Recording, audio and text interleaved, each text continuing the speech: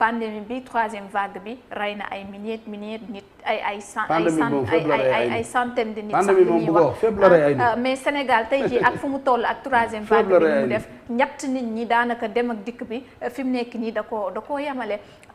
inondation yi ñëw ñu ne déetawaay yokkute mbir mi tamit ñëw ay nit di ci labbay faatu 10 personnes à Touba avant-hier mi ñëw Ousmane Sonko génn na nee na ñun amuñu président de la République bu ñuy xool ndax daanaka waxtaan ak askan wi wax leen fu mbir yi toll wax leen ni mbir mi demee sax defu ko tey jii est-ce que du li ñuy wax tamit mënuñu cee amub jàngat ne léeg-léeg tamit bu wax jotee président du ko def. waaw xam nga tey dañuy waxtaan rek quoi dëgg. te yàlla rek tax.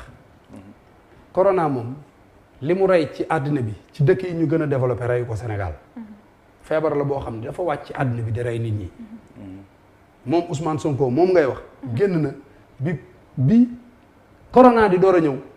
génn na fi mu ne Sénégalais yi maa ngi leen di féliciter di leen encourager ci li ngeen demul jël vaccin bi parce que ordre mondial boobu ñuy wax yépp ay naxe la. mu dem ba ci biir mu wàññeekuwaat ñëw ni am na ñu dee Pastef gis naa ne am na waa Pastef yi ci dee sax dem leen kii boo léegi wax sax dem leen ngeen vaccin mais gëm naa vaccin bi gis nga sawaay borom gémmiñ buy nàcc du wax lu baax Ousmane Sonko problème mu pantalon la am. xam nga depuis 1960 ba léegi. bi Sénégal amee indépendance ba léegi politicien bu nekk jaar nga Sénégal. ñii problème mu xaalis lañ am ñii dañ leen a jiiñ ay moom ki santoon Diop. Mamadou Diop dañu woon dafay coup d'état. ñoom Ablaye Wade dañ ko daan jàpp pour trouble à l'ordre public. am na ñoo xam ne dañ leen jàpp pour dañu jël xaalisu dëkk bi. détournement. Ousmane Sonko li gën a ñàkk a fayda ci àddina lañ ko jiiñ. muy lan problème mu tubéy la am problème mu pantalon viol sa waay gis na nit nañu waxante dëgg. man sénégalais laa ñun du ñu mës a nangu un pervers di ñu jiite duñ ko nangu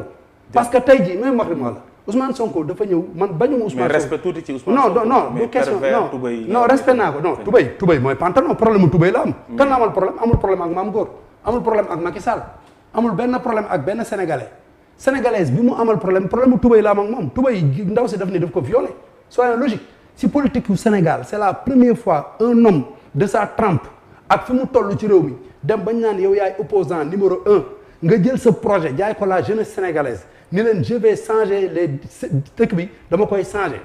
ñi fi nekkoon démb duñu dara ñi fi nekkoon di politique depuis 1960 ba léegi dañ leen war a fusiller ñooy système bi ñoo yàq dëkk bi dama leen fii jële jaay sa projet booy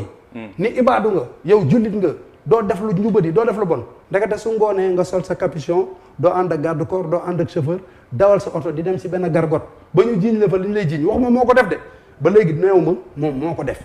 mais liñ ko jiiñ dafa ñàkk a fayda. mais est-ce que comprendre la wax xam nga saa journaliste nga xale nga dama lay wax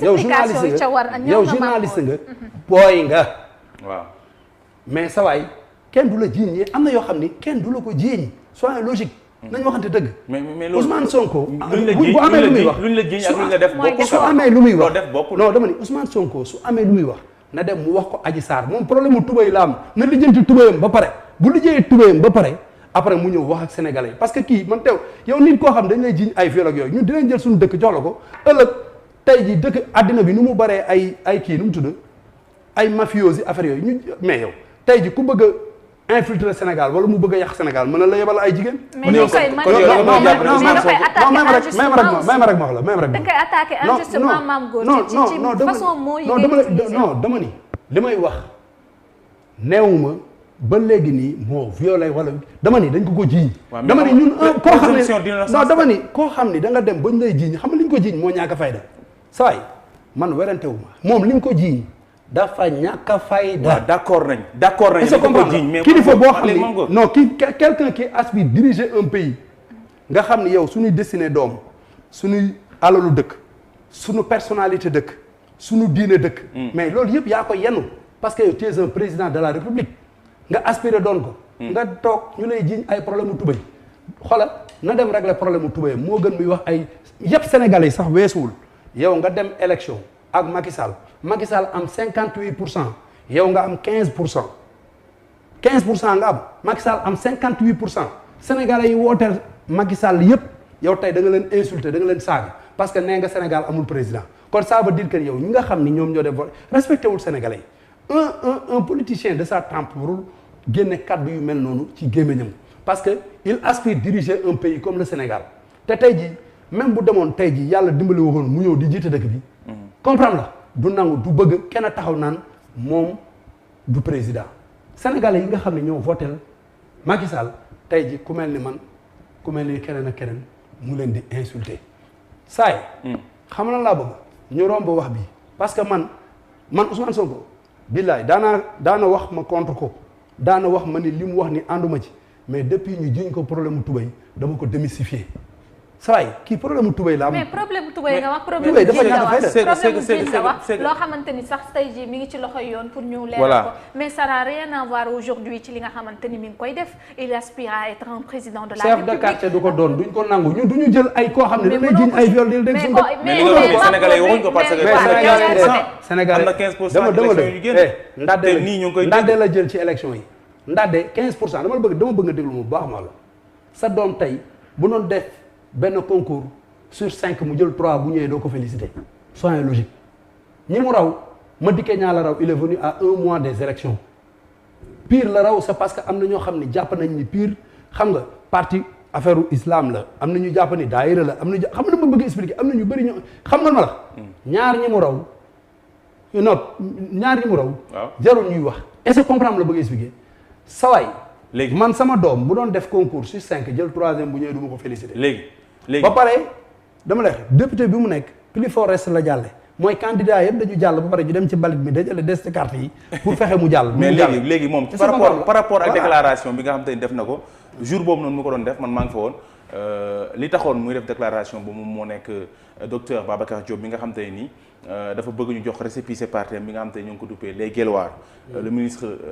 de l'intérieur Antoine Félix Diome bañ ne duñ ko jox parce que tur bi mu duppee parti bi ça dérange day renvoyer affaire ethnique loolu nga foog ne lu jaaduloo aussi. ci waaw léegi yow d'accord Guelwaar yow. waaw léegi dama lay wax en tant que artiste. xam nga man lan laa bëgg.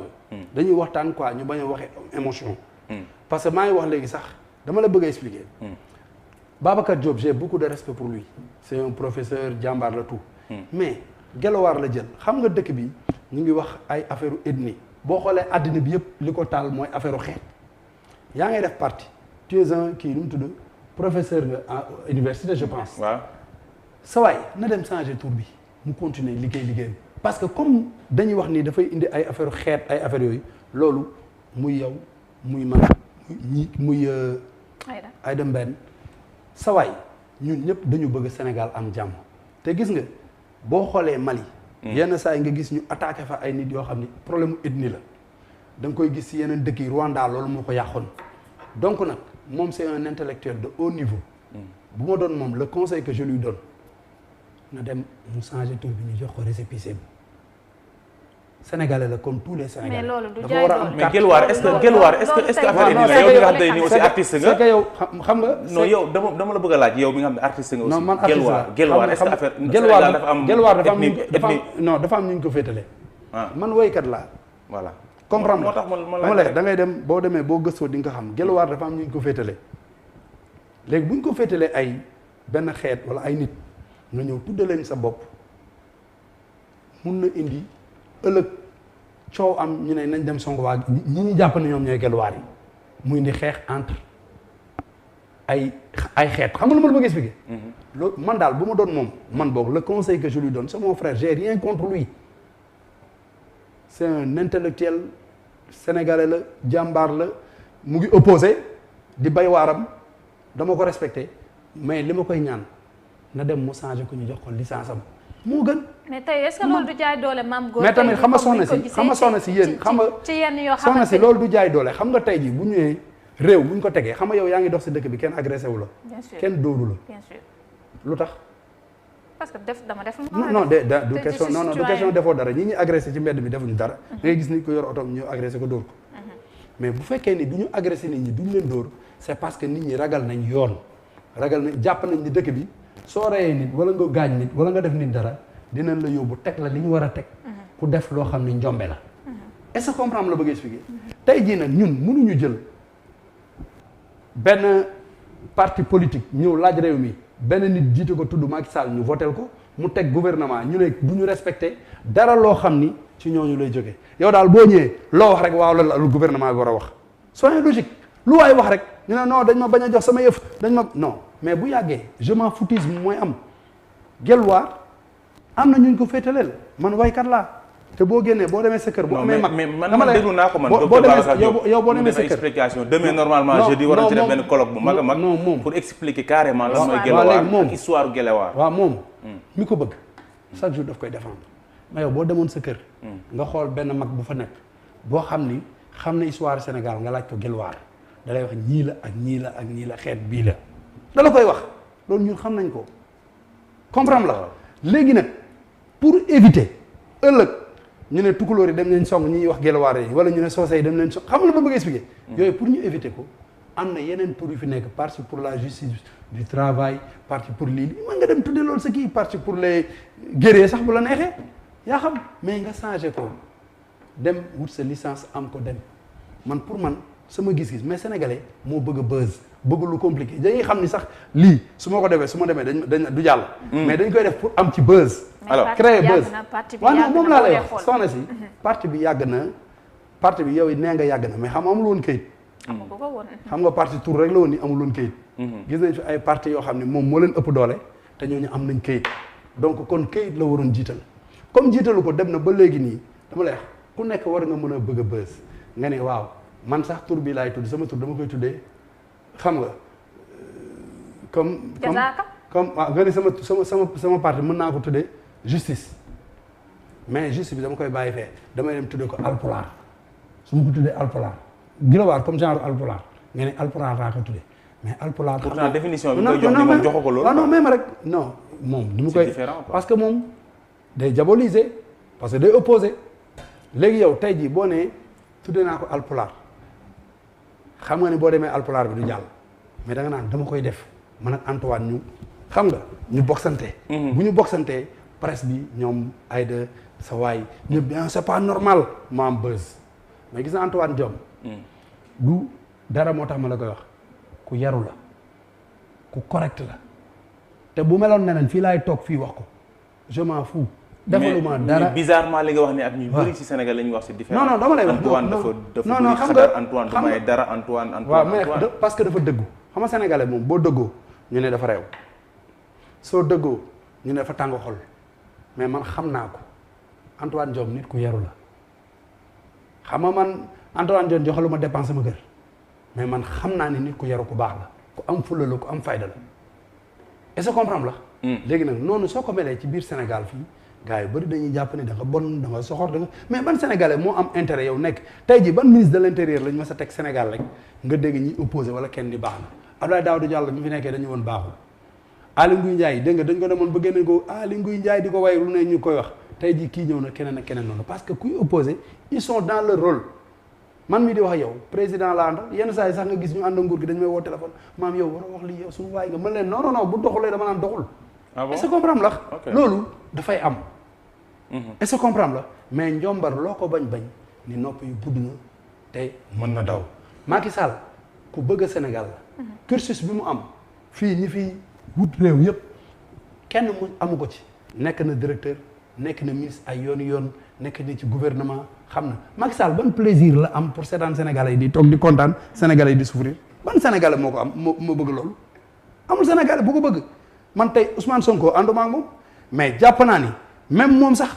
kenn bëggul gis Sénégalais yi ñuy souffrir donc nit ñi bu ñu xeexee ba am dara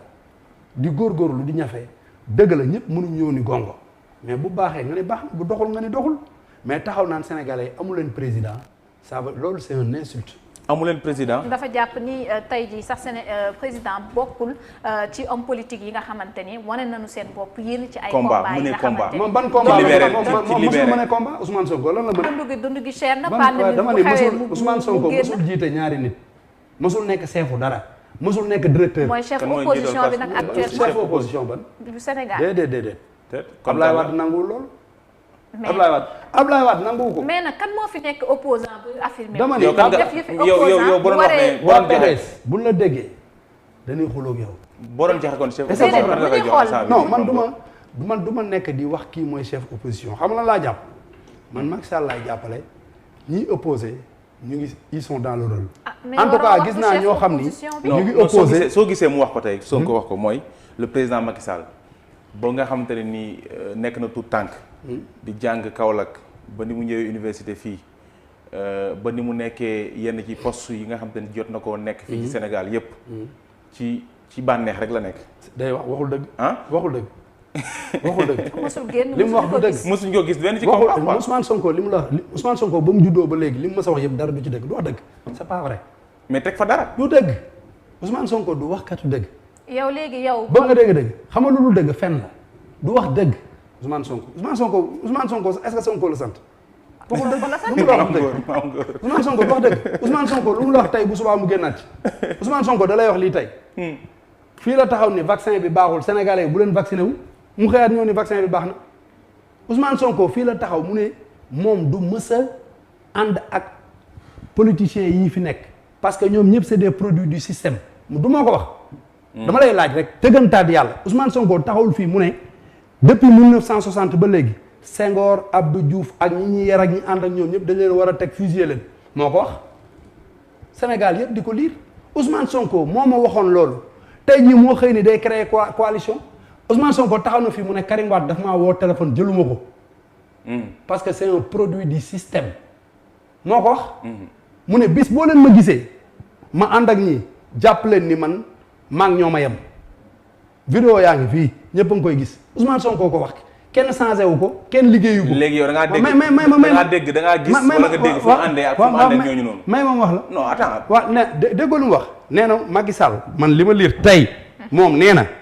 coalition bi ñuy def nii Macky Sall dina gis coalition boo xam ni ba Sénégal nekkee Sénégal ba léegi musul gis coalition bu mel nii. mooy moom nee na dina ànd dégg rek. mais waxu ko. non non moo ko wax waxu ko ba tey non moo wax ni man j'étais là-bas. non man maa fa nekkoon doon couvrir en direct mais dama ne déglu ma déggoo ko mu ne man ak PDS dañuy ànd coalition rek la wax mais xamul kan lay àndal coalition aussi xam nga dama officialisé guñ ko lancé guñ ko loolu nañ ci d'accord après ñu wéyal waxtaan léegi mën naa wax waa ci bismillah. très bien xam nga man da nga ma invité ñëw ma pour ñu werante da nga may wax man avant may ñëw fii kii toog nii dañoo waxtaan mu ne ma dinañ la laaj ci lii dinañ laaj man du ma ñëw fii rek toog nekk jaay damay liir liñ may laaj d'accord xam naa ne su ma ñëwee toog fii man plateau bu ma dem dañ ma wax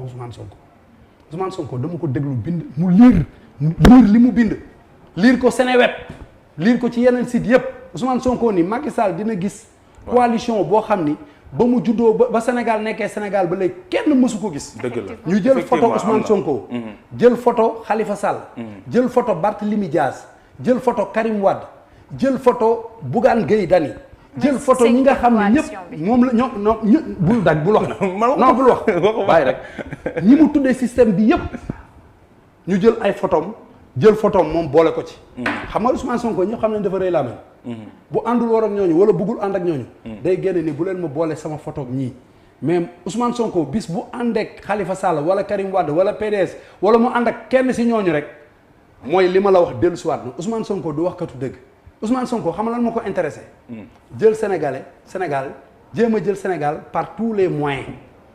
bu nit ñi deewee wala ñu dund il s'en fiche. fii la génn ni Sénégalais am problème ak Benagel problème mu tubéy mu dem taxaw nii génn leen mortal combat. est-ce que Macky Sall moo téye loxoom yóbbu ko ba foofu ñu ko jiiñe yooyu yëpp xam nga dama la bëgg expliquer xam nga tey picc soo ko dee fiir pour jàpp ko li mu gën a bëgg nga koy sottil dugub. mu dem ci dugub ñun temps nekkee booy li ñu daan def mu wuta doon këppatal. da ngay wut leget. nga wut benn bant teg leget bi nii sotti dugub bi ci suufu leget bi teg benn bant. takk ci fil bu picc yi ñëwee ba dugg rek nga ne ko xëri mu daanu. moom bu fekkee nee na dañ ko kompaloo ci li mu gën a bëgg lañ ko kompaloo mooy jigéen xam nga nit wax bu dofee nopp yi koy dégg dofuñu